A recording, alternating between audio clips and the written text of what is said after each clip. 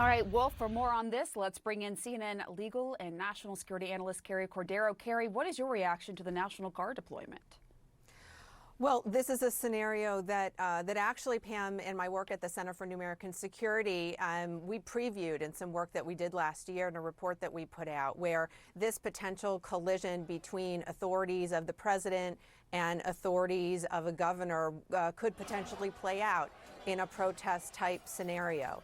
The governor has now said that he is going to litigate, and I think that is because in this particular situation, the president has not invoked the Insurrection Act, which then would place the National Guard under his authority, and instead he has relied on a lesser used protective authority argument, and so that provides an opportunity for the state to litigate. But at the same time, even if there is protracted litigation, which now could take place between the governor of California and the president, that doesn't solve the current urgent issue, which is number one, how to bring public safety to these isolated incidents where there is violence, and two, avoid any dispute between the authorities of the president over the National Guard and the governor over the National Guard.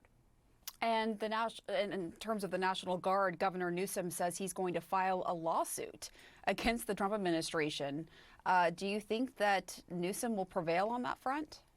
Well, again, I think it's an area that is going to be really untested. And so because the president did not invoke the Insurrection Act, as Jeff mentioned in his report, there is a historical precedent for the president to use National Guard, but it was in the context of the Civil Rights era. So both in the 1950s and in the 1960s, presidents federalized the National Guard in order to enforce the civil rights laws. A seminal moment in that was in the 1950s when the president authorized to actually enforce Brown versus Board of Education. So this is a different situation with a different factual scenario. There is actually, Pam, a graceful way that the president and the governor could avoid that type of constitutional showdown, and that would be for the president to not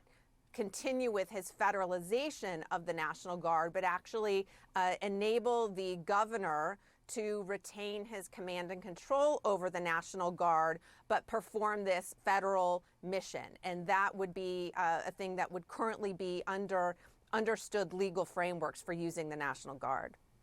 And you mentioned the Insurrection Act. The president has not ruled out invoking it. How would that change what we're seeing play out now? From a legal perspective, that would be a more clear path for the National Guard to operate under federal authority. So I think that would place us back into what is a more understood legal framework, because that act is an act passed by Congress, actually, of course, and is a recognized authority for the president to be able to be used.